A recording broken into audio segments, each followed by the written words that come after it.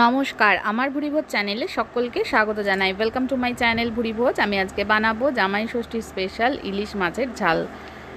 তার জন্য এখানে চার পিস ইলিশ মাছ নিয়ে নিয়েছি। এটাকে ধুয়ে পরিষ্কার করে এবার এর মধ্যে দিয়ে দিলাম স্বাদ মতন বা পরিমাণ মতন নুন।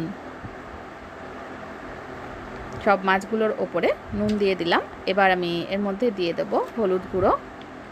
প্রত্যেকটা মাছের ওপরে আলাদা আলাদা করে উপর দিয়ে হলুদ গুঁড়ো দিয়ে দিলাম। এবার দিয়ে দেবো লঙ্কা বাটা, যে পাকা লঙ্কাগুলো হয় সেই পাকা লঙ্কা আমি নিয়েছি। পাকা লঙ্কা বাটার ব্যবহার করছি, শুধু কালারটা বেশ সুন্দর আসবে বলে ওই জন্য পাকা লঙ্কা ব্যবহার করেছি। চাইলে আপনারা কাঁচা লঙ্কাও নিতে পারেন। একটু জল দিয়ে লঙ্কাটা বেটে নিয়েছিলাম। এবার দিয়ে দেবো 1 চামচ করে দই প্রত্যেকটা মাছের ওপরে। টক দই এখানে দিয়ে দিলাম। এবার আমি এগুলো সমস্ত উপকরণগুলো মাছের সাথে, মাছের দুটো দিকেই খুব ভালো করে মাখিয়ে নেব।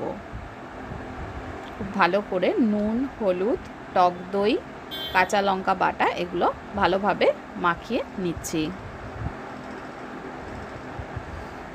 এবার আমি এর মধ্যে দিয়ে দেব যে উপকরণটা, সেটা হলো সর্ষে পোস্ত বাটা। এখানে আমি 1 চামচ সর্ষে, কালো সর্ষে আর 1 চামচ গোটা পোস্ত নিয়েছি। কাঁচা লঙ্কা আর নুন দিয়ে পোস্ত আর সর্ষেটাকে বেটে নিতে হবে। নুন দিয়ে যদি সর্ষে না বাটা হয় তাহলে কিন্তু বাটাটা তেতো হয়ে যাবে। তো অবশ্যই সর্ষে পোস্ত বাটার সময় একটু নুন আর কাঁচা লঙ্কা দিয়ে বেটে নিতে হবে। সর্ষে পোস্তর পরিমাণটা আমি হাফ ব্যবহার করেছি। এবার আমি এর মধ্যে দিয়ে দেব কাঁচা সর্ষের তেল। কাঁচা সর্ষের তেলের পরিমাণটা কিন্তু মাখানোর সময় খুব বেশি ব্যবহার করছি না, কারণ আমি রান্না হয়ে যাওয়ার পরে একদম শেষে একটু কাঁচা তেল ব্যবহার করব। এবার এর মধ্যে দিয়ে দিলাম 3টে চেরা কাঁচা লঙ্কা। ভালো করে একটু মিশিয়ে নিলাম।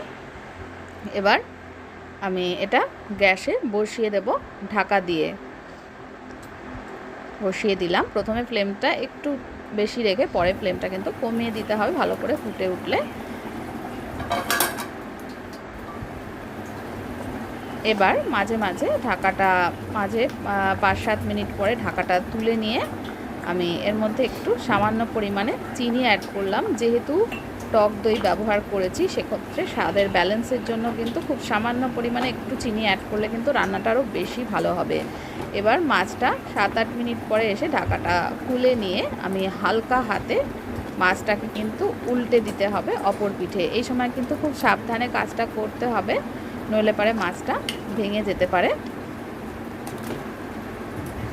এইভাবে মাছগুলোকে হালকা হাতে উল্টে দিতে হবে। যেহেতু কাঁচা মাছ এগুলো ভীষণই নরম হয়, সেদ্ধ হওয়ার পরে এটা নরম হয়ে যায় ভীষণভাবে। সেই ক্ষেত্রে কিন্তু খুব সাবধানতার সাথে মাছটা উল্টে দেবো যাতে ভেঙে না যায়।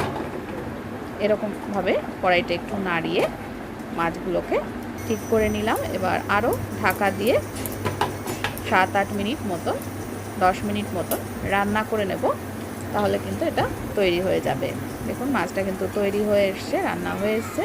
10 মিনিট মতন আরও কম আঁচে ফুটিয়ে নিয়েছি। এবার কাঁচা সর্ষের তেল লাস্টে দিয়ে দিলাম।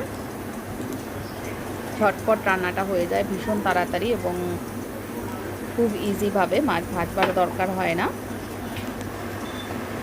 কাঁচা সর্ষের তেলটা দেওয়ার পরে একটু ফুটে উঠলে গ্যাসটা অফ করে দিয়ে গরম গরম ভাতের সঙ্গে সার্ভ করে দেবো ইলিশ মাছের ঝাল। রেসিপিটা দেখার জন্য সকলকে অনেক অনেক ধন্যবাদ।